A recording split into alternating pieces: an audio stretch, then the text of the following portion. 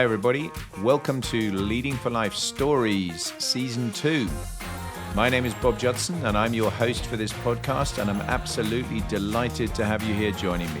Thanks very much, and I really hope you enjoy what follows. Hi everybody. Well, the majority of my podcasts I do audio only, and I normally sit at home and I have a good setup at home to be able to record them, and that's why I do them that way. I thought though this time, because I'm a bit short of time this week because I'm away and I've been traveling, and I'm traveling as soon as I get home, and I want to make sure I get something out for this Sunday. But I thought I'd put a shortish message out and do it on video, and obviously put the audio out as a podcast transcript as well on my normal channels, because I wanted to talk about lifelong learning and investing in yourself and finding ways to ensure you do invest in yourself. And the reason I say that is because it really resonates with me every time I come and do some of the facilitation work that I do, how important that is to take time for you, to build time for you, to turn around and invest in yourself and make sure that you're feeling that you have given your best to you. Because I think a lot of the time we get consumed with work, with personal life, whatever it happens to be, and we don't actually take the time to think about how can I actually develop my own capabilities. I mean, I've been here this time for the last 3.5 days. I've been with Deloitte University here in France, and I'll just pan around so you can see what our teams are currently doing at the moment while I'm recording this. They're busy doing a reflection session on some of the work that we've actually been doing during the course in a really nice campus just north of Paris near Chantilly, and it's great. It's a terrific opportunity to put just over 100 senior managers from Deloitte in a world where they can connect with each other. They can strengthen their networks. They can actually build capability in a whole range of areas, particularly around their leadership skills, as they go into a role and a grade in the firm where actually that starts to really matter, and they're starting to have to build teams, to run teams, to understand more about themselves, their own characteristics in terms of how good are they at being emotionally intelligent, how good are they at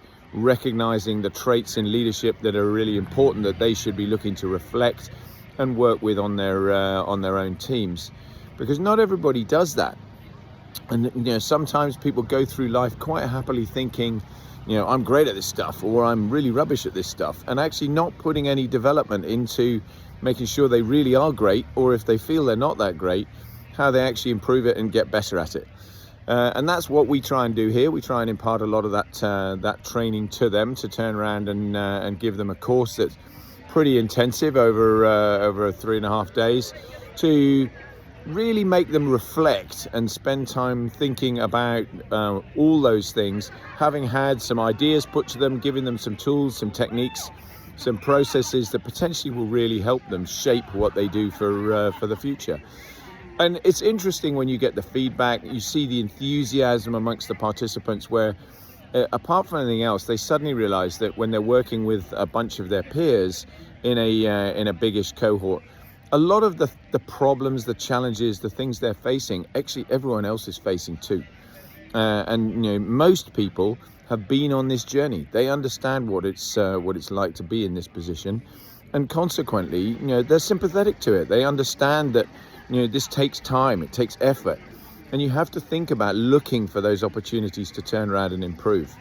And there are loads of them. If you build the space for yourself, whether you're doing online training, whether you're doing physical training, whether it's just you one-to-one for your own personal well-being, or whether within your company there are opportunities that you can look for that will help you develop yourself and build yourself into being a better version of you.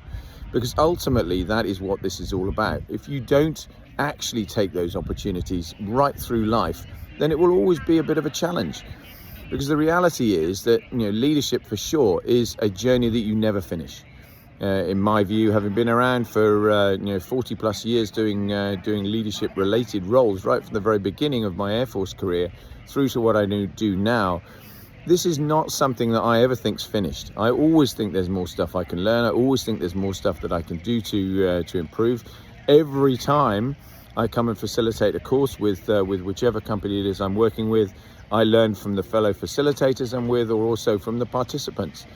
because we all have different ideas, and it's all about looking at that model. What do I see in other people that shapes my own leadership model? Do I see things that I really like and that I want to actually copy and emulate and put into my own toolkit so I can use those things for myself to actually help build what I do and improve what I do progressively over the years? Do I see things in people that I really don't like? And we've all worked probably for people who you really don't like working for, and they will have traits that you can recognize, that you can go, do you know what? I never want to do that. And I never want to see that, and I don't want to tolerate that amongst the team of people that I work with. That's fair. That's absolutely what you should do. You should look at those kind of opportunities to think about, how do I improve my own model, make myself a better version of me? Because if you do, you will become a better, stronger, more credible leader with all the right traits that inspire people, that people want to follow, and that people will believe in. And that makes such a big difference. So find those opportunities. Look hard for where you can actually do that kind of training.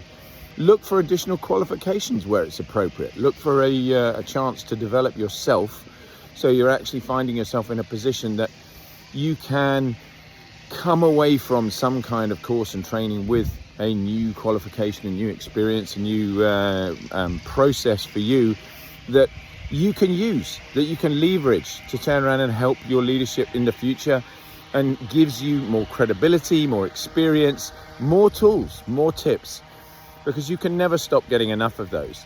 And I think peer networking, working with people who are in your peer group, to turn around and make sure that you are leveraging everything you've got, every opportunity you have, to turn around and get to a space where you've really fulfilled your own ambitions. You get to a point where you're still enjoying what you do, you're challenging yourself routinely.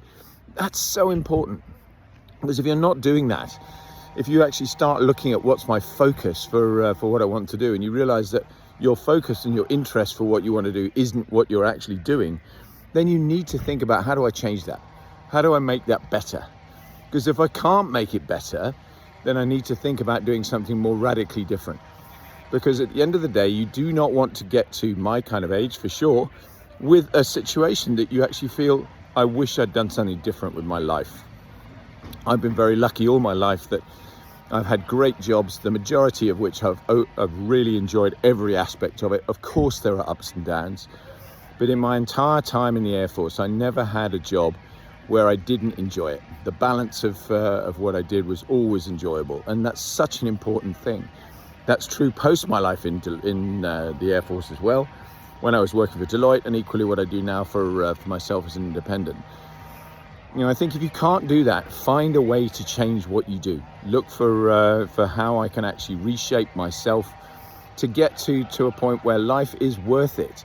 You feel you're getting out of bed in the morning with a spring in your step and a willingness to actually get on and do what's important. And back to my learning point, if you're changing stuff, then find ways to change it and look for things that are going to help you make that change.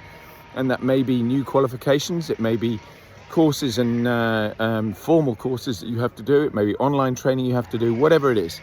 It doesn't matter. Just get on and make the effort to do it. Build the time. Find a space in your life to be able to do that, because it will be more fulfilling for you, for sure. If you never make the change, then you won't actually find the value from doing it.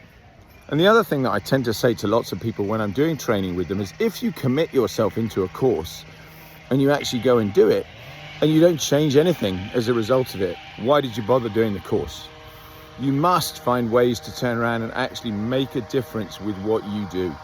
And if you're not making a difference to yourself and to other people that work for you, with you, around you, then why did you bother to do that in the first place? So do some self-criticism, some self-critique on a regular basis. Find a way to ensure that you are actually achieving what you want to achieve in life. Because if you do that, life will feel better, you'll be more positive, you'll come away with a feeling that day in, day out, you're actually enjoying what you do, you're valuing what you do. People will be enjoying working with you and for you and around you, and they will find you a nicer, better person to work with. So it's such an important thing to do, and I think all too often we don't do it. So finding yourself in a position where you can get that kind of more exposure is what I'm recommending to you. And I think whether that's courses, whether that's coaching, just grab it. Grab those opportunities that are out there. Look for ways to turn around and self-reflect and self-improve. And it will make a real difference to everything that you do. I know this episode is going to be a really short one this week, because normally, obviously, I'm out there at about 30 minutes. This time, obviously, as I say, I've got lots of other stuff going on, so I just wanted to make sure I put something out that was going to give you a bit of a pause to reflect and an opportunity to think about, what can I do in the next week, month, year that is going to make a difference to my life? There must be something. There must be something that you can do that is going to make a difference, that's going to improve what you do, how you do it, who you work with, and make your life and the life of those of you around you better. So look for that thing, grab it, go for it, and let me know what it was. I'll be really interested in your feedback if you're up for doing that as well. Thanks ever so much. I'll be back with a kind of more normal podcast next week, and I really hope you've enjoyed this one. Take care. Bye-bye.